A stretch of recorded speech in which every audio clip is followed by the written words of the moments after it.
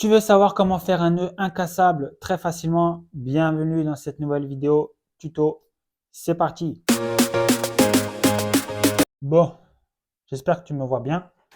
Même si, admettons, tu me vois mal, je sache que je peux rien faire pour toi là dans l'immédiat. Bref, je rigole. Je vais te montrer mes talents d'artiste. Donc là, on a notre leurre. Tu l'as deviné, c'est un Balam 240. La couleur bleue va représenter ton fluorocarbone, ton bas de ligne, hein. Tu passes ton bas de ligne dans ton anneau brisé ou le cas échéant ton agrafe. Tu viens former un U, en l'occurrence deux fils parallèles, hein, tout simplement. Tu descends. Donc là, en fait, moi, je pince déjà les deux fils parallèles avec mon pouce et mon index. Tu passes par-dessus les deux fils parallèles et tu viens faire 8 tours, entre 6 à 8 tours, en fonction de la diamètre de ton fil. Car sache que ce nœud est compatible avec la plupart des diamètres de fluorocarbone. J'utilise avec du fluorocarbone qui va jusqu'à 80 centièmes. Alors pour 80 centièmes, je fais que 4 tours en fait. Mais si tu utilises du fluorocarbone moyen ou de faible diamètre, tu fais 6 à 8 tours. Si c'est du fluoro épais, tu fais 4 tours, d'accord? Et ça suffira amplement. Donc une fois que tu as fait ça, tu viens humidifier toute la zone avec ta langue et ta lèvre ou avec ce que tu veux. Mais en tout cas, il faut que ce soit bien humide pour pas que le fluoro s'abîme lorsque tu vas venir serrer ton nœud. Et ensuite, tu viens venir tirer par là et tu verras que ton nœud va se serrer dans une zone comme ça. Il va venir se serrer de lui-même. Ensuite, tu as bien humidifié, bien sûr, tu viens tirer dans un second temps sur ton leurre. Et le nœud qui est ici, il va venir se serrer sur ton anneau brisé ou l'agrafe et il va venir se serrer de lui-même.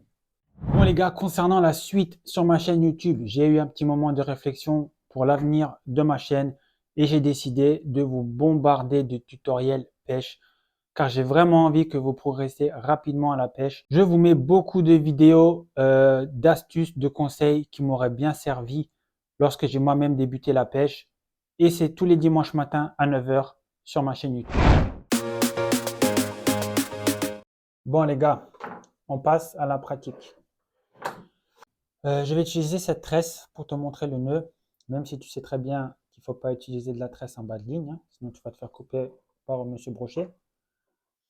Tu prends ton fluorocarbone, tu le passes dans l'anneau brisé ou de préférence une agrafe si tu en as. Tu viens de prendre un peu de longueur, puis à nouveau avec deux doigts, tu viens pincer à ce niveau-là, comme ça. Ensuite, tu vas venir ici et là, tu vas faire tourner le bout, l'extrémité autour des deux fils, comme ça, 7 à 8 fois, en fonction du diamètre de ton fil.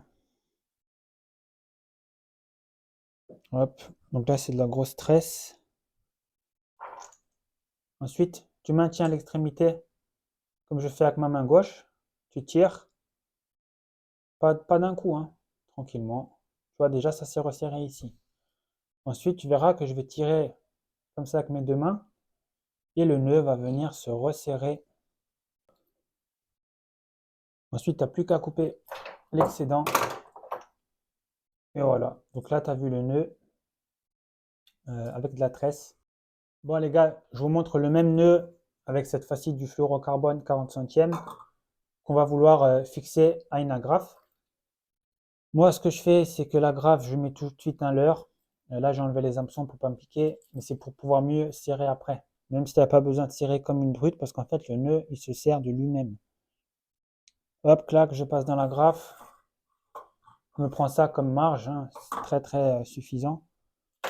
Je viens pincer là, avec deux doigts. Je prends l'extrémité, tu vois, donc je me retrouve avec ça. Et là, tu vois l'extrémité qui est sous ma main droite.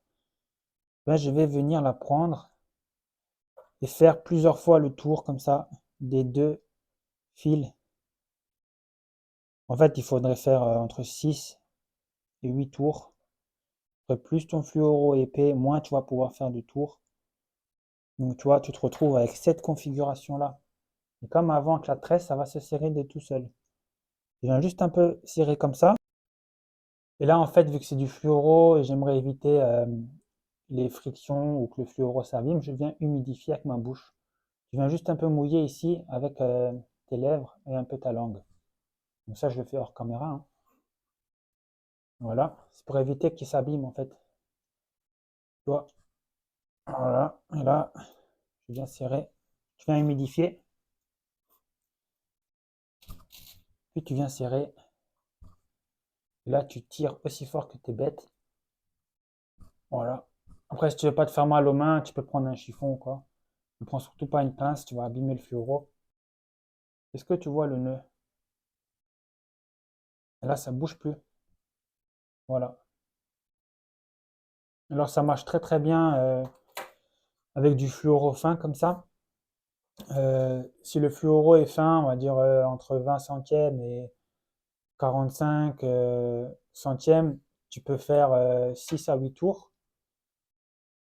Et maintenant, je vais te montrer le même nœud avec du fluoro beaucoup beaucoup plus épais.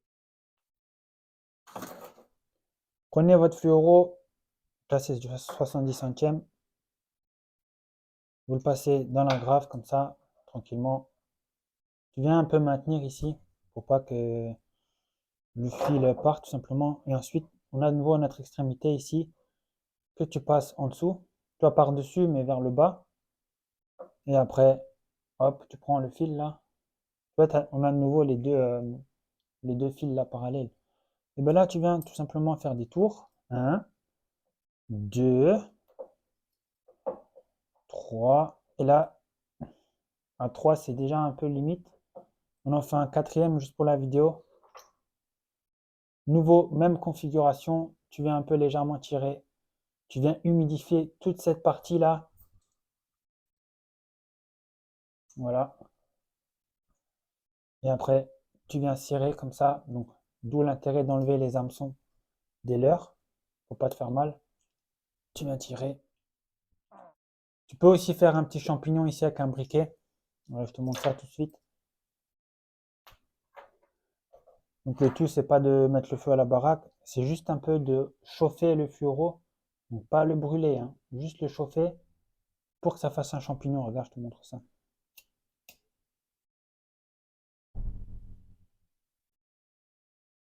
Voilà. Donc je sais pas si on l'a vu. Là, ça forme un petit champignon comme ça. Et là, tu es sûr que le nœud, en aucun cas, il va s'ouvrir. Si vraiment tu es un peu flippette, tu n'as aucune confiance dans tes nœuds, tu penses que ouais, c'est sûr, le nœud il va s'ouvrir, alors que crois-moi, il n'y a aucun risque qu'il s'ouvre. Tu peux mettre une petite goutte de super glue dessus. Mais là, vraiment, les gars, on touche la psychose, hein. Ce nœud ne s'ouvrira pas. Ce qui va arriver avant que le nœud va s'ouvrir, c'est que soit ta bannière, elle va péter comme ça, la tresse, elle va péter, soit ton hameçon, c'est de la merde, il va s'ouvrir. Et franchement, si tu casses, c'est souvent que tu as mal réglé ton frein du moulinet. Donc si tu respectes bien les différentes étapes de ce nœud, tu as un nœud incassable. Bon, ça y est les gars, la vidéo touche à sa fin. Merci beaucoup d'avoir regardé ce petit tuto. N'hésite pas à mettre un pouce bleu si tu veux m'aider à relancer ma petite chaîne YouTube. Mets un commentaire pour me dire ce que tu en penses de ce nœud. Et puis sinon, je te dis à dimanche prochain, 9 h du matin, pour une nouvelle vidéo. Ciao tout le monde. Ouais.